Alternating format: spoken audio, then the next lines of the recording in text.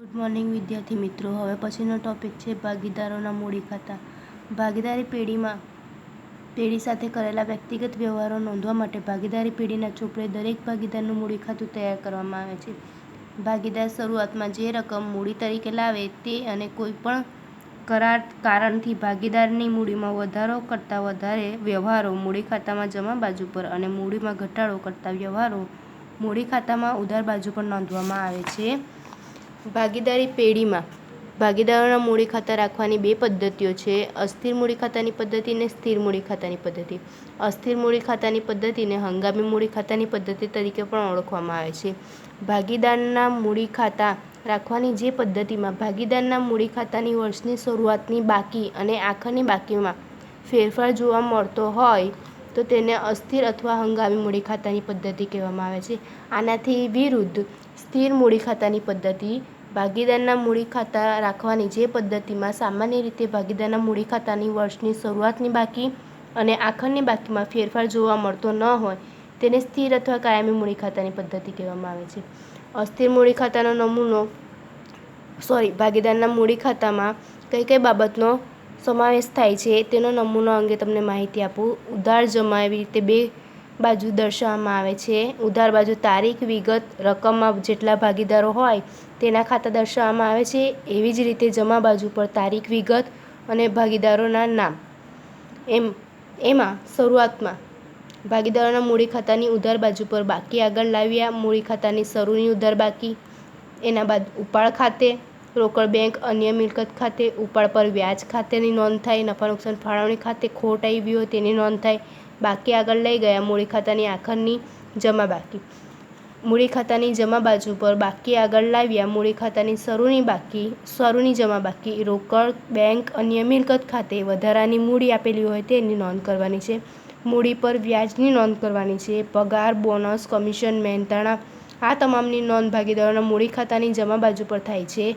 નફા નુકસાન ફાળવણી ખાતે વહેંચણીપત્ર નફો બાકી આગળ લઈ ગયા ખૂટતી રકમ આવશે મૂડી ખાતાની આખરની ઉધાર બાકી।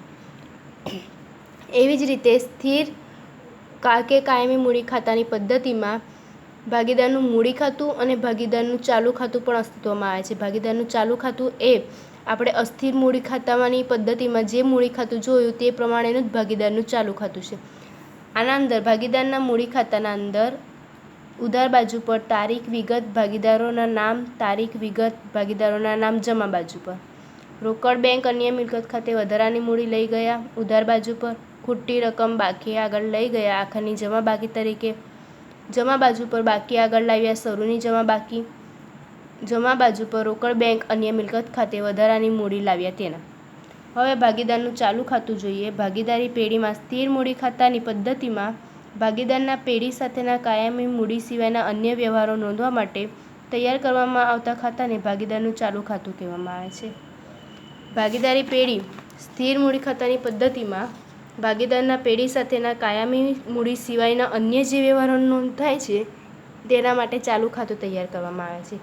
ચાલુ ખાતાના નમૂનામાં ઉધાર બાજુ પર તારીખ, વિગત, ભાગીદારોના નામ, જમા બાજુ પર તારીખ, વિગત, ભાગીદારોના નામ, ઉધાર બાજુ પર બાકી આગળ લાવ્યા ચાલુ ખાતાની શરૂની ઉધાર બાકી, ઉપાડ ખાતે, રોકડ બેંક અન્ય મિલકત ખાતે, ઉપાડ પર વ્યાજની નોંધ, ચાલુ ખાતાની ઉધાર બાકીના વ્યાજ ખાતે, નફા નુકસાન ફાળવણી ખાતે, વહેંચણીપાત્ર ખોટમાં ભાગ લીધો તેની, ખૂટતી રકમ બાકી આગળ લઈ ગયા ચાલુ ખાતાની આખરની જમા બાકી, જમા બાજુ પર બાકી આગળ લાવ્યા ચાલુ ખાતાની શરૂની જમા બાકી, મૂડી પર વ્યાજની નોંધ, ચાલુ ખાતાની જમા બાકીના વ્યાજ ખાતેની નોંધ, પગાર, બોનસ, કમિશન, મહેનતાણું જેવી રીતે અસ્થિર મૂડી ખાતામાં નોંધ કરતા હતા તેવી જ રીતે સ્થિર મૂડી ખાતામાં ચાલુ ખાતામાં નોંધ કરવાની છે।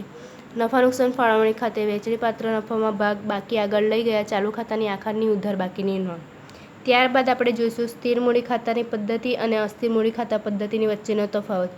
જે તમે નમૂનામાં જે એન્ટ્રીઓ કરી છે તે પ્રમાણે જ એના તફાવતના મુદ્દા આવશે। પહેલું તો અર્થ આવશે, ત્યારબાદ છે એના ખાતા આવશે, કયા ખાતા બનાવવામાં આવે છે તે, વ્યવહારોની નોંધ થશે કે મૂડી ખાતામાં કઈ નોંધ થાય છે, મૂડી અને ચાલુ ખાતામાં કઈ નોંધ થાય છે, મૂડીનું વ્યાજ।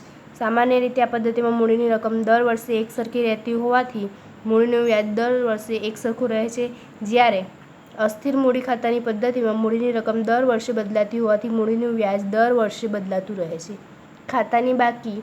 સ્થિર મૂડી ખાતાની હંમેશા જમા બાકી હોય છે, જ્યારે ચાલુ ખાતાની ઉધાર બાકી કે જમા બાકી હોઈ શકે છે. મૂડી ખાતાની સામાન્ય રીતે જમા બાકી હોય છે, પરંતુ આ પદ્ધતિમાં મૂડી ખાતાની ઉધાર બાકી પણ હોઈ શકે છે. પાકા સરવાળામાં નોંધ. સ્થિર મૂડી ખાતાની જમા બાકી હોવાથી પાકા સરવાળામાં મૂડી દેવા બાજુ દર્શાવવામાં આવે છે. જો ચાલુ ખાતાની જમા બાકી હોય તો પાકા સરવાળામાં મૂડી દેવા બાજુ અને ઉધાર બાકી હોય તો મિલકત લેણા બાજુ દર્શાવવામાં આવે છે. અસ્થિર મૂડી ખાતામાં જો મૂડી ખાતાની જમા બાકી હોય તો પાકા સરવાળામાં મૂડી દેવા બાજુ અને ઉધાર બાકી હોય તો મિલકત લેણા બાજુ દર્શાવવામાં આવે છે. ત્યારબાદનો પોઈન્ટ જોઈએ ભાગીદારોના ઉપાડ ખાતા.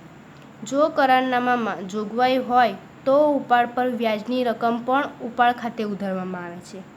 વર્ષના અંતે ઉપાડ ખાતું બંધ કરી તેની બાકી જો અસ્થિર મૂડી ખાતાની પદ્ધતિ હોય તો ભાગીદારના મૂડી ખાતે અને જો સ્થિર મૂડી ખાતાની પદ્ધતિ હોય તો ભાગીદારના ચાલુ ખાતે ઉધારવામાં આવે છે. શોર્ટ ક્વેશ્ચનમાં 1 માર્ક્સમાં પૂછાય છે અને આમનોંધનું તેના અંગે કેવી આમનોંધ લખાય છે તે પણ પૂછાય છે. એટલે આ ટોપિક IMP છે કે કરારનામામાં જોગવાઈ હોય તો ઉપાડ પર વ્યાજની રકમ કયા ખાતે ઉધારવામાં આવે છે અને કયા ખાતે જમા કરવામાં આવે છે તેની આમનોંધ સાથે નોંધ કરો. આવો ક્વેશ્ચન પૂછવામાં આવે છે. તો તેની આમનોંધ થાય છે ભાગીદારના મૂડી કે ચાલુ ખાતે ઉધાર તે ભાગીદારના ઉપાડ ખાતે.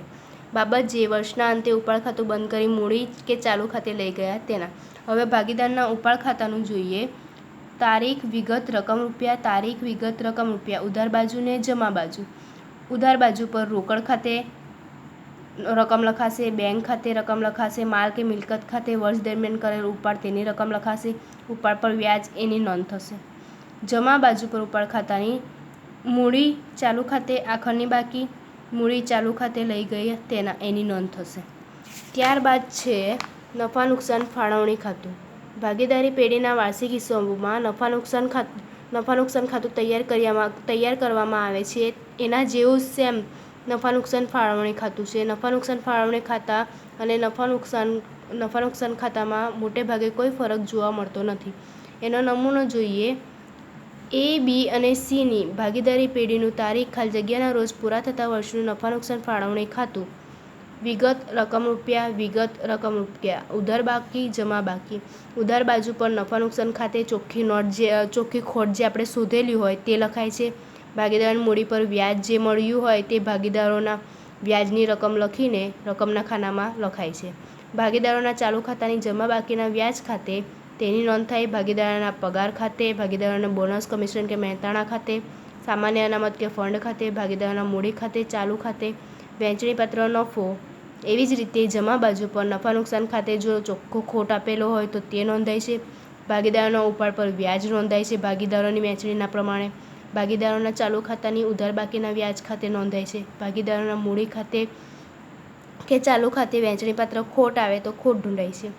ઉધાર બાજુનું ટોટલ કરી જમા બાજુનું ટોટલ માઇનસ કરીએ તો ખોટી રકમ વહેંચણીપાત્ર ખોટ મળશે. જ્યારે જમા બાજુનું ટોટલ વધારે આવે અને ઉધાર બાજુની ખોટી રકમ મળશે તો એ વહેંચણીપાત્ર નફો મળશે. આના પરથી નફા નુકસાન ખાતા અને નફા નુકસાન ફાળવણી ખાતા વચ્ચેનો તફાવતમાં પ્રથમ તો અર્થ આવશે. બીજો પોઈન્ટ છે કોણ તૈયાર કરે. બધા ધંધાકીય એકમો નફા નુકસાન ખાતું તૈયાર કરે છે. સામાન્ય રીતે ભાગીદારી પેઢી નફા નુકસાન ફાળવણી ખાતું તૈયાર કરે છે. ખાતાની શરૂઆતમાં નોંધ. નફા નુકસાન ખાતાની શરૂઆતમાં વેપાર ખાતેથી શોધેલ કાચો નફો કે કાચી ખોટ દર્શાવાય છે. નફા નુકસાન ફાળવણી ખાતાની શરૂઆતમાં નફા નુકસાન ખાતાથી શોધેલ ચોખ્ખો નફો કે ચોખ્ખી ખોટ દર્શાવાય છે.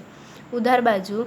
આ ખાતાની ઉધાર બાજુ ખરીદીને લગતા ખર્ચા સિવાયના બધા પ્રકારના ખર્ચા જેવા કે વહીવટી ખર્ચા, નાણાકીય ખર્ચા, વેચાણ વિતરણના ખર્ચા, ઘસારો, ભાગીદારની લોનનું વ્યાજ, મેનેજરનું કમિશન અને જોગવાઈઓ તથા અન્ય ખર્ચાઓ અને નુકસાન નોંધાય છે. જ્યારે નફા નુકસાન ફાળવણી ખાતામાં ઉધાર બાજુ પર મૂડી પર વ્યાજ, ચાલુ ખાતાની જમા બાકીનું વ્યાજ, ભાગીદારનો પગાર, બોનસ, કમિશન કે મહેનતાણું વગેરે નોંધાય છે. જમા બાજુ પર નફા નુકસાન ખાતાની ધંધાની વિવિધ ઉપજો નોંધાય છે.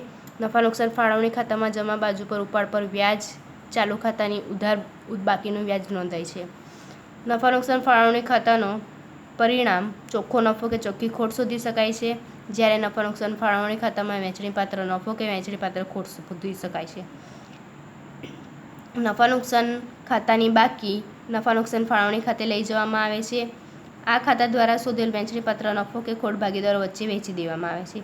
ત્યારબાદ આમનોન છે તો આમનોનના અંદર એ આમનોન લખીને આપણે બધી વિગત શોધવાની હોય છે વિશિષ્ટ મુદ્દાઓને આધારે. મૂડી પર વ્યાજ જ્યારે મૂડી પર વ્યાજ આપવામાં આવે ત્યારે આમનોન થાય છે મૂડી પર વ્યાજ ખાતે ઉધાર તે ભાગીદારોના મૂડી કે ચાલુ ખાતે. જ્યારે વર્ષના અંતે મૂડી પર વ્યાજ નફા નુકસાન ફાળવણી ખાતે લઈ જવામાં આવે ત્યારે નફા નુકસાન ફાળવણી ખાતે ઉધાર તે મૂડી પર વ્યાજ ખાતે.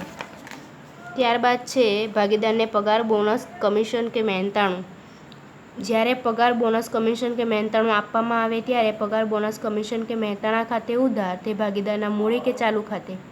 જ્યારે પગાર, બોનસ, કમિશન કે મહેનતાણું વર્ષના અંતે નફા નુકસાન ફાળવણી ખાતે લઈ જવામાં આવે ત્યારે નફા નુકસાન ફાળવણી ખાતે ઉધાર તે પગાર, બોનસ, કમિશન કે મહેનતાણા ખાતે.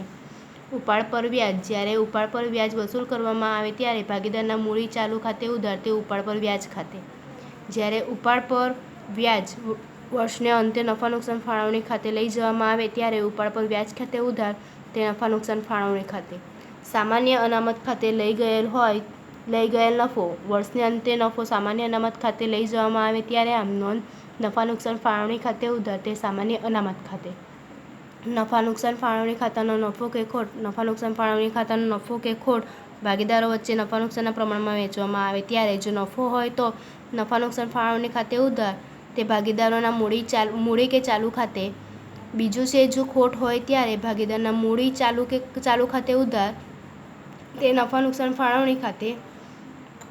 ભાગીદારની લોન પર વ્યાજ. જ્યારે લોન પર વ્યાજ ચૂકવવામાં આવે ત્યારે લોન પર વ્યાજ ખાતે ઉધાર તે રોકડ ખાતે. જ્યારે લોન પર વ્યાજ ચૂકવવાનું બાકી હોય ત્યારે લોન પર વ્યાજ ખાતે ઉધાર તે લોન પર ચૂકવવાના બાકી વ્યાજ ખાતે. વર્ષના અંતે લોન પર વ્યાજ નફા નુકસાન ખાતે લઈ જવામાં આવે ત્યારે નફા નુકસાન ખાતે ઉધાર તે લોન પર વ્યાજ ખાતે. હવે અહીંયા ઉપાડ ખાતાના અંદર એક પોઈન્ટ લખવાનો છે. ઉપાડ પરનું વ્યાજ ઉપાડ ખાતે ઉધાર કરેલ હોય તો મૂડી કે ચાલુ ખાતે ઉધાર થશે નહીં. હવે આના પરથી આટલી વિગતો સમજાય તેના પરથી તમારે નમૂના લખવાના છે. તેના ફોટા વોટ્સઅપ પર મૂકીશ તે તમારે જોઈને વ્યવસ્થિત નોટમાં લખવાના રહેશે. આગળના પોઈન્ટ પછીના લેક્ચરમાં જોઈશું.